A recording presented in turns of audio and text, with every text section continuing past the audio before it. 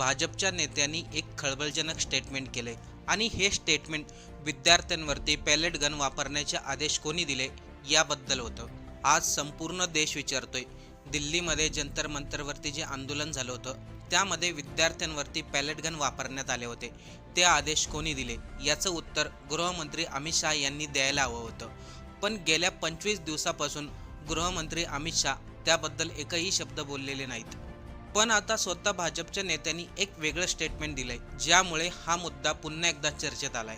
म्हणतात ना, कितीही सत्य लपवण्याचा प्रयत्न केला तर ते कधी ना कधी बाहेर येतच. फक्त सत्य बाहेर आणणारी व्यक्ती बदलत राहते.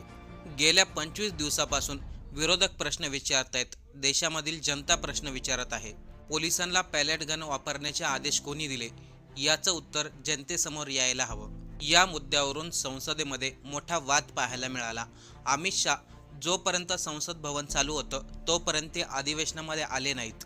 पण आता या प्रकरणाला एक वेगळं वळण मिळतंय. त्याचं कारण म्हणजे भाजपच्याच नेत्यांनी दिलेले एक स्टेटमेंट. भाजपचा तो कोण नेता आहे, त्याने पॅलेट गन वापरण्याबद्दल काय स्टेटमेंट दिलंय, चला सविस्तर आपण या व्हिडिओमधून जाणून घेऊ. अगोदर ही संपूर्ण घटना कुठून चालू होती हे अगदी थोडक्यामध्ये समजून घेऊ. 20 जुलैला लोकसभेचं पावसाळी अधिवेशन सुरू झालं होतं आणि त्याच 20 तारखेला दिल्लीच्या जंतर मंतरवरून पार्लिमेंटच्या दिशेने एक मोर्चा काढण्यात आला होता, कॉक्रोच जनता पार्टीच्या नेतृत्वाखाली. त्या आंदोलनकर्त्याच्या मागण्या आपल्याला सर्वांनाच माहिती होत्या.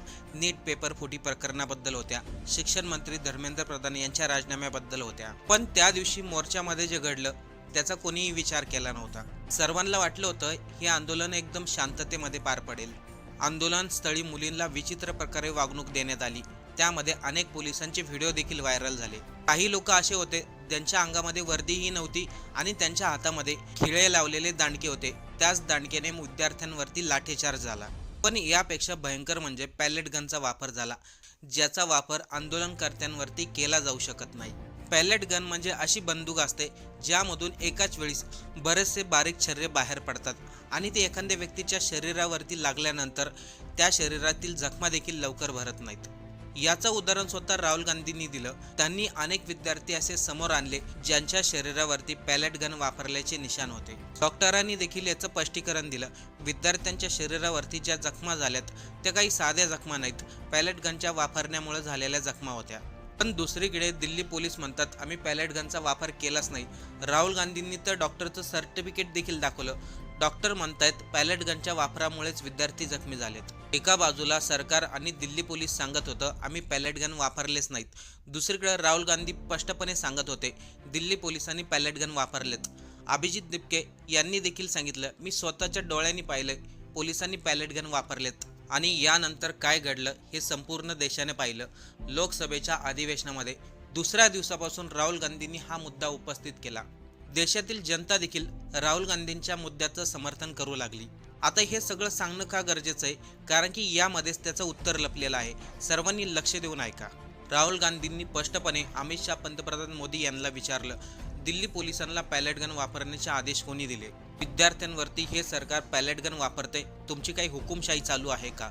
पण दुर्दैवी गोष्ट अशी होती, देशातील जनता प्रश्न विचारत होती, विरोधक प्रश्न विचारत होते, पण सत्ताधारी पक्षातील कोणत्याही नेत्यांनी त्यांच्या प्रश्नाचं उत्तर दिलं नाही. विषय डायव्हर्ट करण्याचा प्रयत्न केला. सत्ताधारी पक्षातील लोक असंही म्हणत होते आंदोलनामध्ये देशद्रोही सहभागी झाले होते.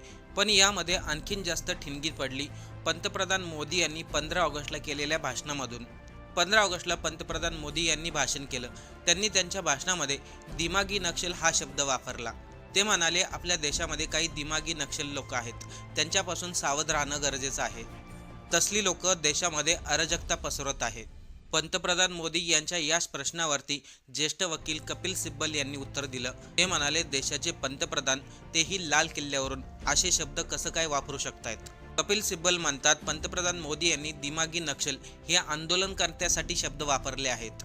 म्हणजे जो कोणी सरकारच्या विरोधात आवाज उठवेल, जो कोणी सरकारला जाब विचारेल त्याला तुम्ही दिमागी नक्षल असं म्हणणार का, असे कपिल सिब्बल यांनी प्रश्न उपस्थित केले. यानंतर कपिल सिब्बल असं देखील म्हणाले पंतप्रधान मोदी हे लाल किल्ल्यावरून मोठ्या मोठ्या घोषणा करतात, या अगोदर केलेल्या घोषणांचं काय झालं? आता संपूर्ण जनतेला माहिती झालंय पंतप्रधान मोदी फक्त लाल किल्ल्यावरून मोठ्या घोषणा करतात, पण त्यांच्या घोषणा फक्त एक जुमला असतात. दुसरीकडे अमित शहा वेगवेगळ्या मंचावरून भाषण देत होते. इकडे देशामधील जनता अभिजित देपके राहुल गांधी प्रश्न विचारतात. जर अमित शहा स्टेजवरती येऊन भाषण देऊ शकतायत तर मग देशातील लोकांचं विरोधकांच्या प्रश्नांचं उत्तर का देऊ शकत नाही? आता मुद्दा व्यवस्थित ऐका. गेल्या 25 दिवसापासून या प्रश्नाचं उत्तर काही मिळालेलं नाही. पण याच दरम्यान उत्तर प्रदेशचे शिक्षण मंत्री योगेंद्र उपाध्याय यांनी एक खळबळजनक वक्तव्य केलं. त्यांना पत्रकारांनी जंतर मंतरवरती जे आंदोलन झालं, पॅलेट गन वापरण्याबद्दल त्यांना काही प्रश्न विचारले गेले.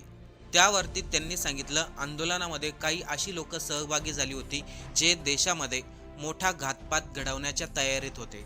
दुसरीकडे अभिजित दिपकेने काय आरोप केले होते हे आपल्याला माहिती आहे. अभिजित दिपकेने स्पष्टपणे सांगितलं होतं आंदोलनामध्ये भाजपचे गुंडे आलेत, RSSचे कार्यकर्ता आहेत, ते आंदोलन बदनाम करण्याचा प्रयत्न करत होते.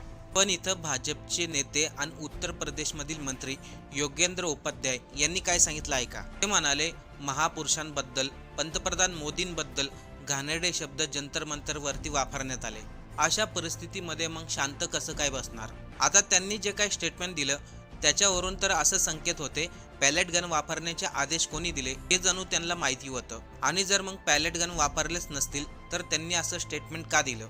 आता त्यांच्या या स्टेटमेंटमुळे आणखीन वाद निर्माण होऊ शकतो. आता यासाठी भाजप सरकारकडे 2 पर्याय आहेत. एक तर त्यांना क्लिअर करावं लागेल मंत्र्यांनी जे काही स्टेटमेंट दिलंय ते त्यांचं वैयक्तिक स्टेटमेंट असेल, त्यामध्ये आमचं काही घेणं देणं नाही. किंवा मग याचं स्पष्टीकरण भाजप सरकारला द्यावा लागेल. कारण की त्यांनी माध्यमांसमोर स्पष्टपणे सांगितलंय जर पंतप्रधान मोदी यांच्याबद्दल घाणेरड्या शब्दामध्ये उच्चार केले जात असतील तर अशा परिस्थितीमध्ये आम्ही शांत बसणार नाही. आता इथे आपण कोणावरती आरोप करत नाही. खरं तर आपल्या संविधानाने आपल्याला अधिकार दिलेला आहे. विरोधक चुकी करत असेल तर त्यांना जाब विचारणं गरजेचं आहे. सत्ताधारी पक्षाकडून काही चुकी होत असेल तर त्यांना जाब विचारणं गरजेचं आहे. आणि जेव्हा देशातील लोक प्रश्न उपस्थित करतात तेव्हा खऱ्या अर्थाने लोकशाही जिवंत राहते. मग सत्तेमध्ये कोणताही पक्ष असो, लोकांनी जास्त करून विरोधामध्ये राहिलं पाहिजे. कारण की जेव्हा लोक विरोधामध्ये राहतात तेव्हा सरकारला प्रश्न विचारले जाऊ शकतात. जर आपण एकाच पक्षाच्या बाजूने बोलत राहिलो तर सत्ताधारी पक्षाला प्रश्न कोण विचारणार? आता या सर्व प्रकरणाबद्दल आपल्याला काय वाटतंय? उत्तर प्रदेशमधील भाजपच्या मंत्र्यांनी जे काय स्टेटमेंट दिलं त्यांच्या बोलण्याचा काय अर्थ निघतो? भविष्यामध्ये अमित शहा, पंतप्रधान मोदी या प्रश्नाचं उत्तर देतील का? राहुल गांधीला, जनतेला त्यांच्या प्रश्नाचं उत्तर मिळेल का? आपण संपूर्ण देशाने पाहिलं मुलींना आंदोलनस्थळी कशा प्रकारे वागणूक देण्यात आली. या अगोदरही बऱ्याचशा आंदोलनामध्ये पॅलेट गनचा वापर झालेला आहे असा उल्लेख करण्यात आला आहे आणि त्या प्रश्नाचं उत्तर ठराविक मंत्र्यांनी दिलेलं देखील आहे. पण यावेळी जी घटना घडली त्या प्रश्नाचं उत्तर मिळेल का? आपल्याला काय वाटतंय? आपलं मत कमेंट करून नक्की सांगा.